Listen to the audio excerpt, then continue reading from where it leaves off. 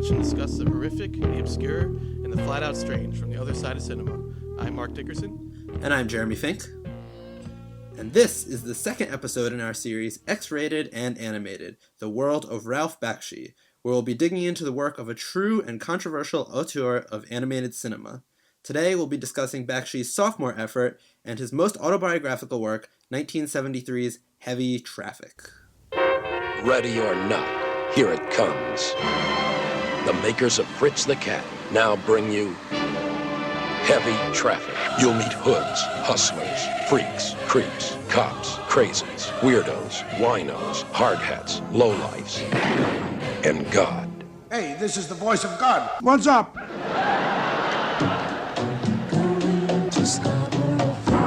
It's animated, but it's not a cartoon.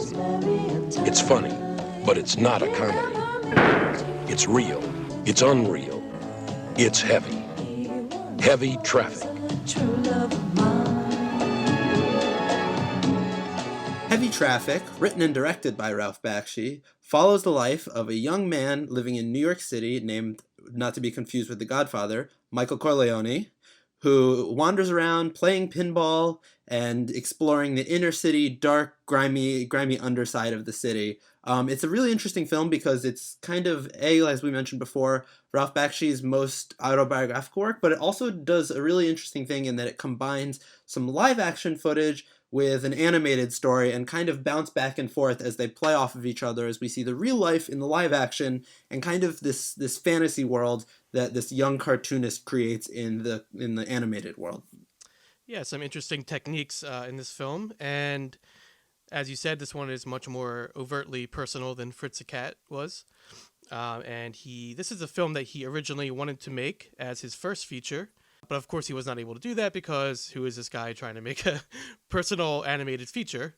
But once Fritz the Cat came out and was hugely successful and gained a lot of notoriety, he was able to make this film apparently very quickly after Fritz the Cat came out, because this is the very next year, 1973. Fritz the Cat came out in 72. And in this film, there's no more anthropomorphized animals. And this is actually Bakshi's personal favorite of the films that he made. And it's also one of his better reviewed movies, I would say. And what were your first impressions of it, though, Jeremy?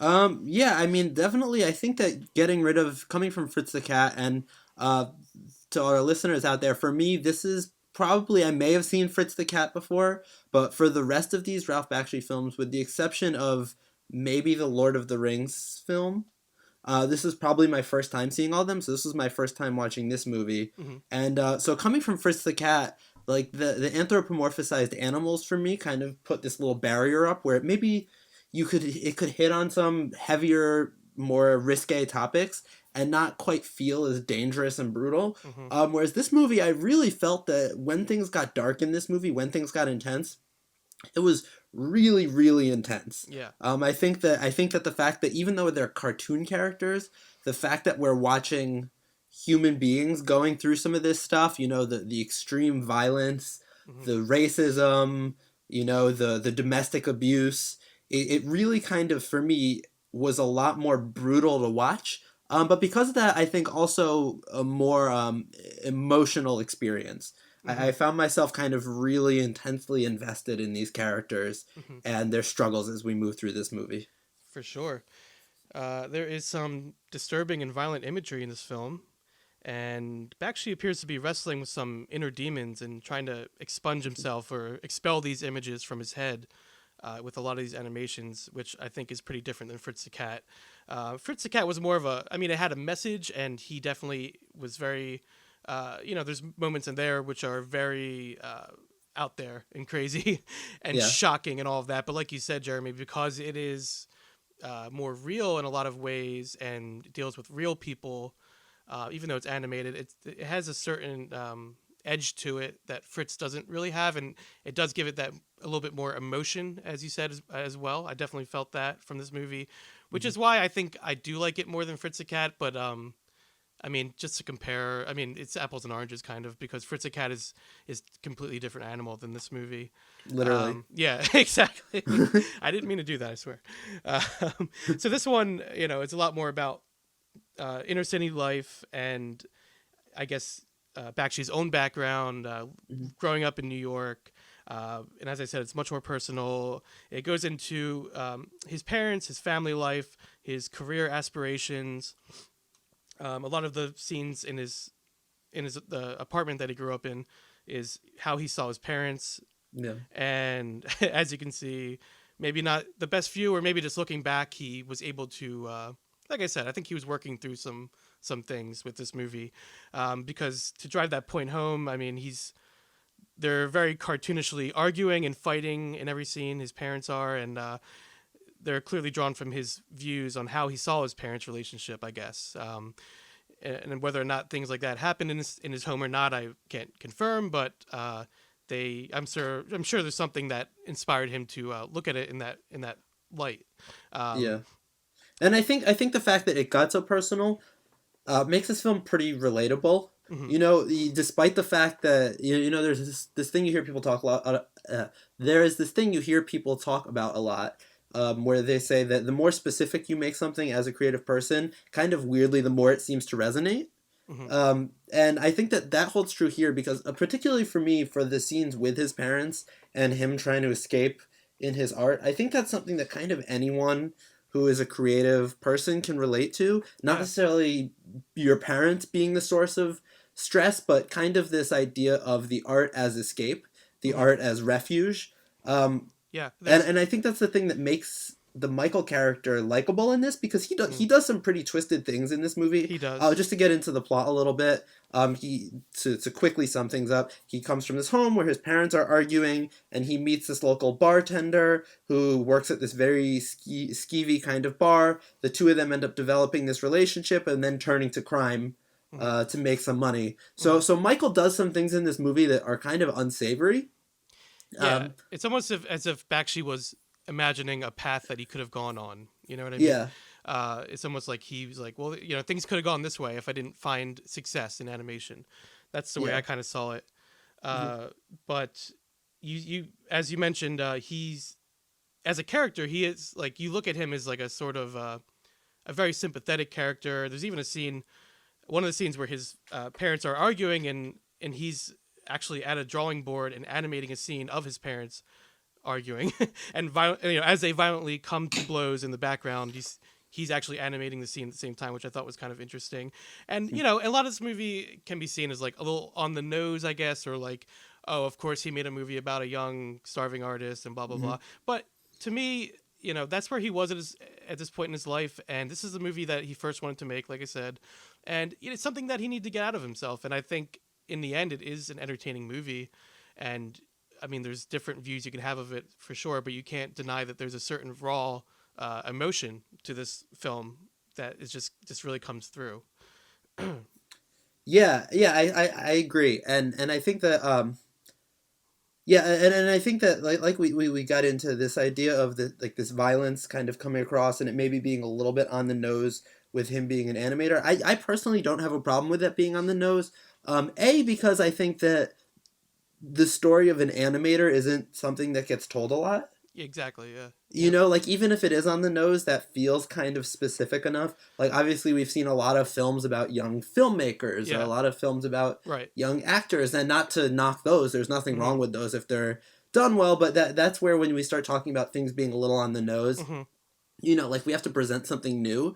And I think that this idea of the young animator is particularly interesting, Mm-hmm. especially in an animated film. It creates this kind of strange meta situation where you start watching it, and especially in this because we have that layer where there's also the live action stuff, Yeah. where you start Which really we'll get having to into. question, yeah, which you have to start really questioning how much of this is fantasy Mm-hmm. and how much of it is real and what the purpose of that fantasy is serving, because like generally a fantasy is when we put the things we want together.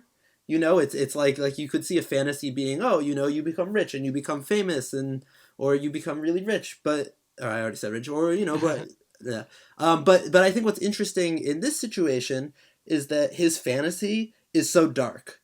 Yeah. His fantasy is not the kind of thing that most people would fantasize about. It's kind of It's like ground level fantasy. yeah, Yeah. it's kind of like a Mulholland Drive, you know, and I Mhm. don't think saying that spoils Mulholland Drive at all, because you can't really spoil Mulholland Drive. Well, we spoil everything on this show, so I We mean. spoil everything, but once again, like, you know, that's just also when it comes to Mulholland Drive, it's just an interpretation.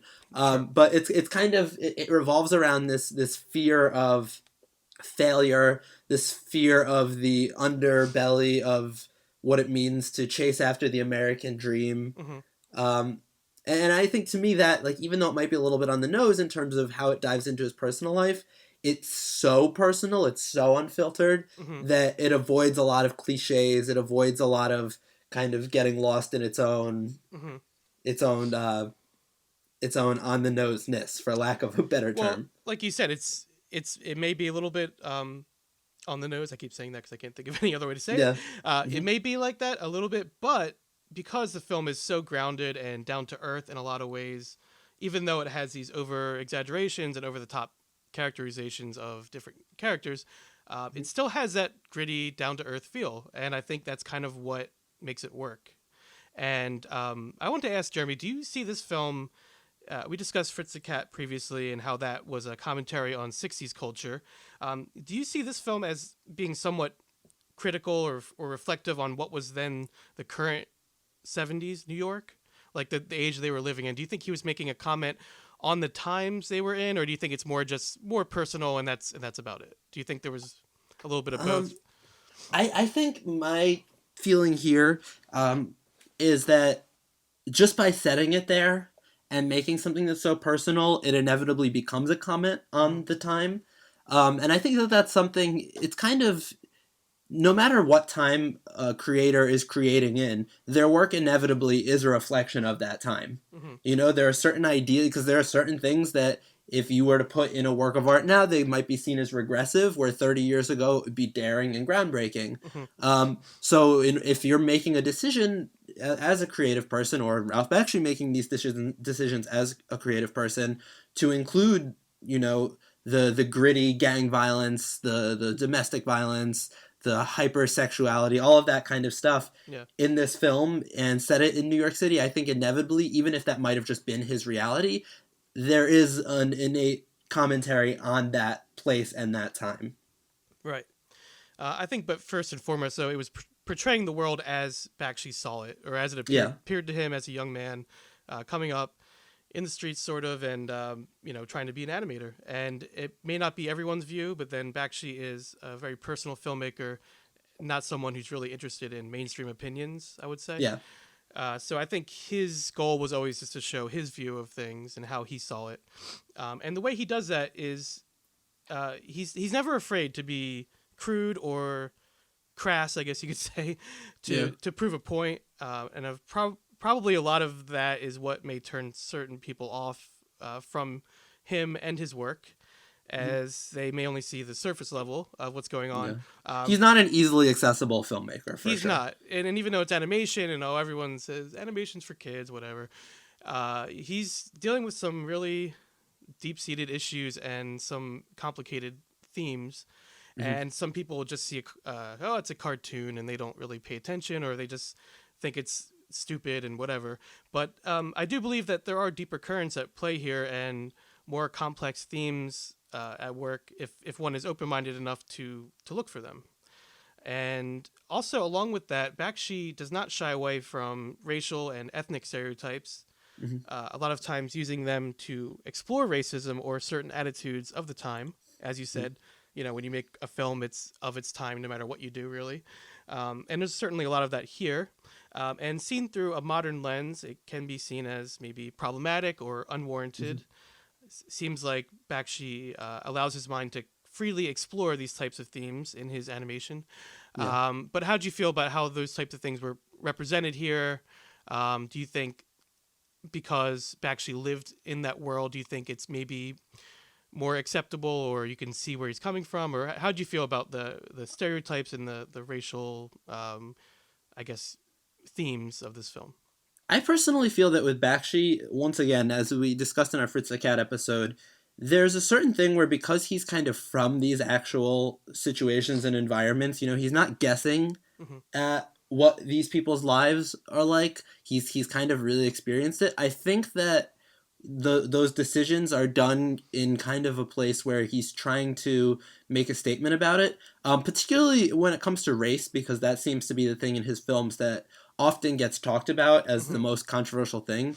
I think, in my opinion, and I could be wrong, this is just an opinion, Right. but I think he's using kind of stereotypical drawings and imagery to as satire almost. He's trying to make a point that this is the worldview, and by accentuating and not just like every race and type of people are kind of the thing about them that is considered the most stereotyped is always brought to the forefront. It's accentuated. So to me, I think he's kind of using that as a tool. And as you said in our previous episode, he is an equal opportunity offender. I think that's Yeah. your exact words because I was just Destroyer. editing it. Oh, destroyer. Sorry. Yeah, equal opportunity I got destroyer. it wrong. But yeah, you had mentioned that, and I think that's very true because I think everyone gets it in certain ways. And a lot of these people he did, these types of people he did know and grew up amongst them. And as we also discussed in the previous episode, he's a very ground level guy. He would take a tape recorder and go to a bar and talk to people and get their actual conversations and record those and put them into his movies. So I think he comes from it from a different place than a lot of other people would, which maybe gives him certain leverage. And I think he's dealing with things that he's seen and conversations that he's heard and things like that. So, but there, sorry, what was that? Sorry, well, I think he tends to give, even if he draws someone, a particular character, in a really stereotypical way, he tends to humanize those characters too. Yeah, you tend to feel sorry for them, or or like they're not one-dimensional stereotypes. No. Even if they're drawn, even if they're drawn in a way where, and I think that's kind of what's interesting too, is why I would personally lean towards saying that he's doing this in the spirit of satire, is that if someone is drawn in a way where you have a preconceived notion about them, he will kind of immediately break the preconceived notion. Which is interesting because historically, animation has a huge history of racism. Historically, like if you look back at early animation, like it's it's rampant with really, really racist, troubling imagery, and those characters were never portrayed as three-dimensional human beings. They were just the stereotype. So I think by drawing these characters as a stereotype and leading you to believe that it's going to be a certain way, and then all of a sudden flipping that and portraying this very real human being, it kind of makes us as the audience really think about and consider why that decision might be made and what's being accomplished. For sure. Yeah, I think it's not surface level, I don't think. And in addition to him exploring those types of themes, he also, this film, Fritz the Cat, was, I would say, a complete satire. This film has elements of satire in it, and he does explore the animation world a little bit, not too much, but there is a scene in particular I wanted to talk about because I think it's kind of sums up his feelings maybe about the animation industry. But so Michael, the main character, gets a chance to pitch a comic strip idea to an old executive, and this guy is literally lying on his deathbed in the hospital, but he seems enthusiastic enough to listen to him explain the idea. And once Michael has gone on this little tangent and explained what he wants to portray, the tone of it is, I guess, so dark that the mogul actually ends up dying during the pitch. So it's like, I feel like that says a lot about how Bakshi felt at this time, when he was probably pitching this idea, honestly, to some old executive who had no idea, like, what is this? Like, you're going to make an animated film for adults? And he had proven that he could do it with Fritz the Cat, but before that, I'm sure it was, and even after Fritz the Cat, I'm sure it was difficult for him to get anything made, which is why I was so surprised that this was made so quickly. I guess because that movie was so successful. But anyway, and this movie too was made. This wasn't an expensive movie to make. Like I can't verify these numbers, but the numbers I'm seeing in terms of budget are $950,000. Okay. which, granted this is early 70s, so that wasn't like nothing Yeah. back then, but it wasn't a big budget movie, especially for a director and writer coming off a movie that Hmm. just made $90 million, Yeah. and saying he's going to do something in a similar style with similar themes. Like no one wrote him just a massive, he didn't have a blank check to make this movie. Yeah, um, and he did run into a lot of problems during the production of this film. I was reading mhm, about that a little bit as well. I don't know if you saw that, Jeremy, but halfway into production, Bakshi was actually fired. right. He was eventually rehired, obviously, but they were trying to get a different animator to actually finish the film, which I can't even imagine because Yeah. he is such an auteur and he oversees every cell of a film. So they, I don't know if this is just a rumor. I saw it listed a couple places, but it's unbelievable to me that they would do this. But apparently, they tried to hire Chuck Jones to finish directing this film. Like the guy who worked on a lot of Looney Tunes and things like that, which Hmm. I mean, very talented man, obviously, but it's just such a Would have different been. thing. I Yeah. mean, it's yeah, he declined it, and I again, Bakshi ended up coming back, and everything ended up working out. But Yeah. that is just very interesting to me if that's actually true, because yeah, Bakshi's just his own style. He's an auteur for Yeah. sure, and yeah, to see anyone else try to take on his work would have been interesting, but Yeah. not the same movie. So speaking of style, as you just mentioned, he has his own style. One stylistic note that is significant about this particular film is Bakshi's use of rotoscoping, Yep. where he kind of, not as much as in his later work, but here he really started to introduce some of the rotoscoping, which I don't totally understand the technology of rotoscoping. Hmm. Mark, you might be able to speak to it better. Well, I don't understand the ins and outs really, but I Yeah. know that it basically involves uh, drawing over a real footage, real Mhm. person, and using that as your guide for the animation, pretty much. Instead of either going off the top of your head or looking at a Mhm. reference, they would actually trace over real footage, which would Yeah. give it a much more realistic motion. Yeah, and I think it's interesting that as the director and writer who working in the animation field kind of seem most concerned with realism, that this is the technique that he would end up embracing. Yeah, you see a Because lot of it in his Lord of the Rings that he in just eventually Lord of the makes. Rings, yeah, Yeah, I think I might be wrong, but wasn't it like most of that movie? I think was yeah, rotoscope, most if not um, all. Yeah. which is crazy. I would love to see the original footage, but I think it does exist somewhere. it has to exist Yeah, somewhere. But we'll get to that when we get to that movie. But I do think it's interesting because you kind of wonder maybe why, if he's already taking the step to rotoscope. One thing I was thinking about is like there was more money not to be made, but bigger budgets in making live action films, and at this time a film like Heavy Traffic probably could have gotten made as a live action film. yeah. This Low is budget. within, Yeah, yeah, low budget, kind of similar. I'd have to check the dates, but similar time period to, like, well, actually, yeah, same year as Mean Streets came yeah, out. yeah. So I almost wonder, like I wonder if there was ever for Bakshi a temptation to just say, all right, screw it, I'm gonna go do this live action thing, Well, uh, yeah. I or if mean, it was always about the animation. yeah. It's a good question. He's such an animator at heart that I couldn't imagine it any other way. But I guess he was trying to expand his horizons a little bit and maybe Yeah. just experimenting because there's lots of experimentation, as you mentioned. Hmm. There's a very experimental nature with this film, so they combine live action with animation, sometimes even in the same exact frame, which is really cool and Yeah. something you didn't see much at that time. Until Who Framed Roger Rabbit and Hmm. Aha, the music video for Take on Me, until those things started coming out Right. and blowing people's minds. Yeah. So this was before all of that, and he was just kind of trying it out, I guess, and trying different things. And sometimes it comes off really neat, and there's some cool effects with that. He also incorporates scenes from old movies and war footage.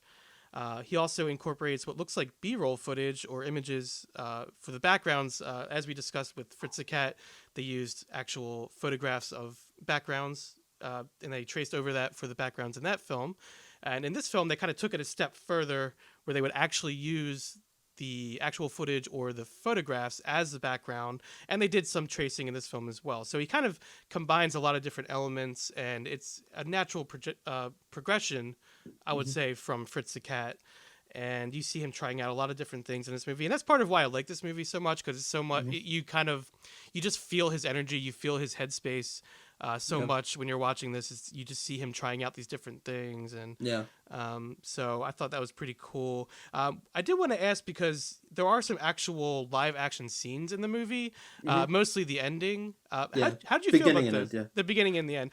What did you think of the live action segments? Do you think they worked? Do you think they fit well or mixed well with what we saw in the rest of the film? I think they worked. It kind of took me by surprise a little bit. I think by the end of the film, when we see some more of this live action footage, I had kind of forgotten the beginning a little bit. Yeah. I had kind of forgotten that we had already seen the live action stuff. Yeah. So to me, it kind of felt like it came out of nowhere a little bit. I love, once again, spoilers abound. I love that we have our main character getting killed. Yeah. And then we go to our live action thing. Yeah. I'm like, wow, like they're killing the main character. Where does it go from here? So like I thought that it was a natural conclusion. Yeah. I think it was kind of jarring for me personally for the first like minute of that live action footage. Right. Like it took me a little while. It didn't seem like necessarily like a smooth. It almost felt transition. Like they were gonna go right back into animation. They didn't at all. Yeah. Which because I had seen this years ago and I had forgotten that there was so much live action in it. To be honest, I didn't really remember that, so it took me by surprise as well. Even rewatching it, and but I think it works. I think because the movie is so ground level and real in certain ways, I think it makes sense to end on an actual live action scene. Whether or not it works as well as everything else in the movie, I mean, that's up for debate. But I think it's the fact that he ended it that way is interesting. And you see where his headspace was at.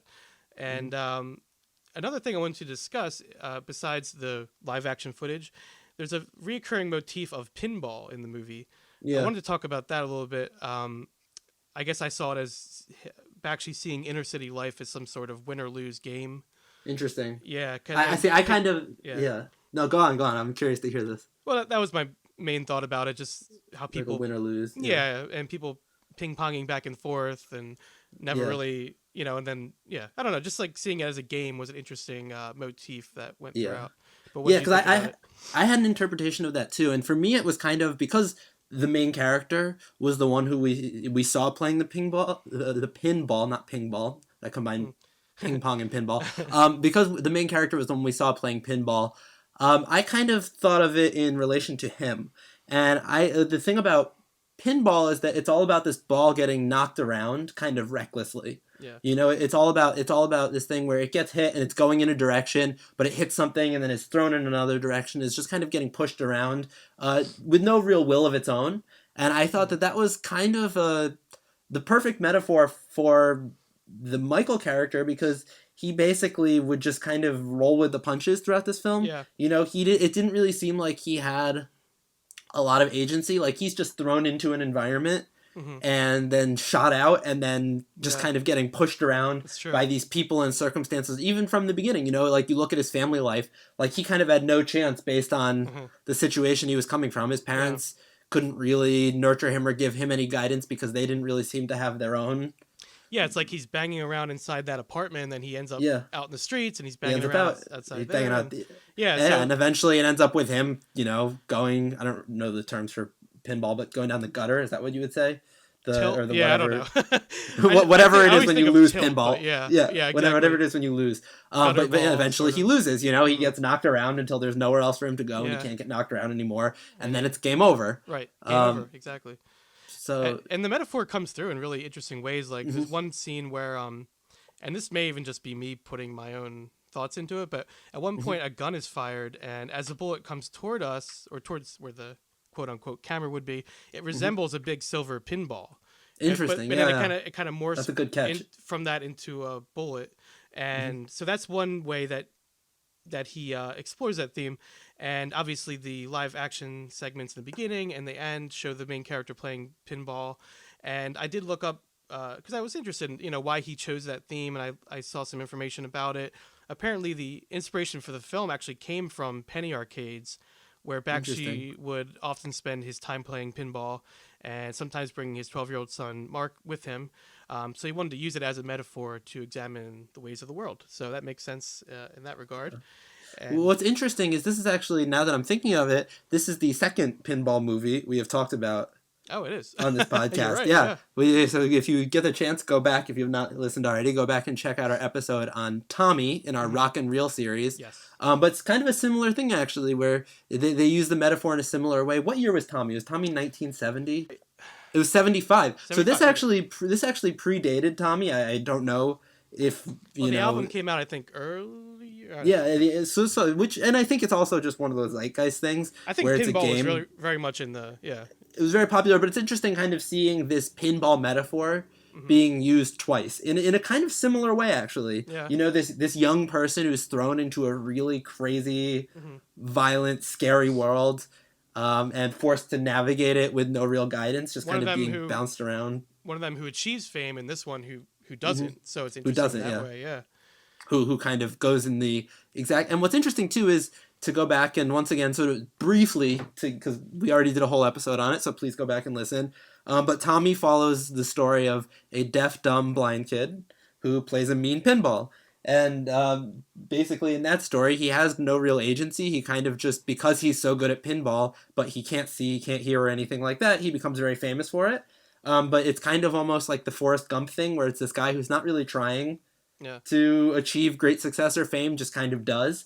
Whereas in this story, it's this guy who really desperately He's wants struggling, something yeah. else and is struggling, but despite his best efforts, isn't able to, which is really a pretty interesting and grim worldview. Yeah. But also, obviously, a realistic worldview. You know, there are plenty of stories in real life and in fiction that we hear of people who, despite their best efforts, just don't get where they want, and then they either spend their lives miserable or they have to reckon with it and try to pick themselves up and do something else, or just kind of keep trying. I mean, you hear stories about people like I'm a big rock and roll fan, and there's this documentary about a band called Anvil. Have you seen that, Mark? Or heard of this? I have heard of it. Basically, they were a band that started out, I want to say, it's been a really long time since I've seen it, but they started out back in the 70s or 80s Yeah. and kind of just kept playing music and have been playing like small clubs to nobody for years, like 30, 40 years. And eventually this documentary filmmaker found them and made this film about them, and now in their probably 60s are for the first time really having some success. Oh wow. So it's, you know, it's one of those things where You never you know. know, you never know, but the stories about people who are really driven are kind of Yeah. interesting to dive into, because you see the different ways that sure. luck plays into it. Yeah. You see how the one opinion of the guy laying on his deathbed, who's the executive, can totally change someone's view of themselves, Or make and and break you as a make or break you. Yeah. as a career. Yeah. Um, What did you think about the soundtrack for this movie? Being a rock fan, there's a lot of like I think rock music that he used from Yeah. the time. Maybe not rock and like. Well, I guess there was some like traditional rock songs actually that he used in there. yeah, Maybelline, some Scarborough older stuff, Fair, yeah, Yeah. Twist and Shout. Yeah. No, I really enjoyed the soundtrack for this. Weirdly, the song that kind of stuck with me from this movie was Take 5 by the Dave Brubeck Yeah. Quartet. And that is for a personal reason, because I used to work in an office building where someone would stand outside and play that song over and over again for money. So every time I hear wow. that song, I am immediately enraged. But no, I thought the soundtrack was great. I think it's kind of the time, you know, like Yeah. perfect. A few years after The Graduate, you know, you're like you have this idea of The Graduate, Easy Rider. You know, that was very Yeah. timely to be using contemporary music then. Right. But it still has which- that kind of like funky score that Fritz the Cat had, where it's like kind of like this background music to a lot of the scenes as well, like like a more funk oriented music, I guess. Which I think relates to that idea of like the penny arcades, because I feel like that's kind of maybe the music that you would hear people like you're standing around in the arcade. Yeah. I mean, I don't know. I wasn't around in the late 1960s playing pinball, but at least in my mind, that kind of instrumental funky stuff is what would accompany a day of pinball and smoking cigarettes outside with your friends. Yeah, and it gives the whole movie a certain kind of feel, I think, when you put that kind of music in the background. And so, I guess to kind of close our conversation on the movie, I wanted to bring up that, you know, we talked about how Fritz the Cat was a X-rated film and how that was such a big deal at the time.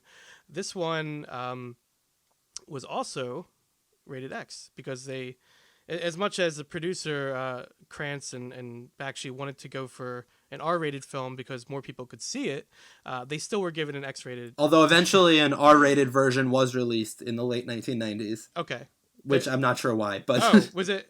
Okay, I actually didn't know about that. Was it an edited version of the film? I would was it- imagine. I don't know. I'm seeing one of my notes here about that, but Yeah. I don't know. That seems like maybe a late 90s independent film was really popular. Let's just Yeah. quickly take advantage of this Right. lesser known animator who Uh-huh. Quentin Tarantino and Paul Thomas Anderson have probably talked about or something like that. Probably, yeah.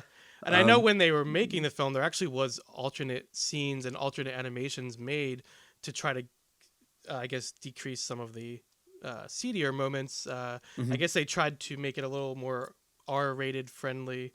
But yeah, in the end, it was given an X rating. But the film is considered to be Bakshi's biggest critical success. So despite all that, and I wanted to read a couple quotes here because I think it sums up the movie pretty well and a lot of people's thoughts on it. So Newsweek wrote that the film contained black humor, powerful grotesquerie, and peculiar raw beauty. Episodes of violence and sexuality are both explicit and parodies of flesh and blood porn, a celebration of urban decay, which I think describes it pretty well. And then also, New York Times, Roger Greenspun wrote in 1973, people who felt that his earlier feature, Fritz the Cat, merely debased a cherished original can now judge Bakshi's development of his own material. I think that development is as brilliant as anything in recent movies, as brilliant and in its own improbable way, as lovely and as sad. And I think that's pretty good at summing up how you feel when you watch this movie. It's funny, it's sad, it's off the wall, it's raw, as many a little bit of films are. everything. Got a little bit of everything. It's offensive. It's everything, and a lot to dig into. And this is still just the beginning, the early stages of our journey with Bakshi, though, because we're going to get into some more epic material. We are not going to do an episode on Lord of the Rings, I believe. We're going to discuss it a little bit along with a fantasy film that he created himself, a story that he originated called Wizards. That's going to be our next film that we're going to discuss, and there's a lot to discuss there. So we're going to end it for Heavy Traffic right now, and thanks for listening to Cult Movie Cult. You can find us on iTunes, Podbean, and Spotify, as well as on Twitter, Instagram, and Facebook. If you have any cult films you'd like to hear us discuss on the show, or if you'd like to officially join the cult and be a guest on the show, please feel free to reach out to us at cultmoviecult@gmail.com. This has been Cult Movie Cult, and until next time, so long from the other side.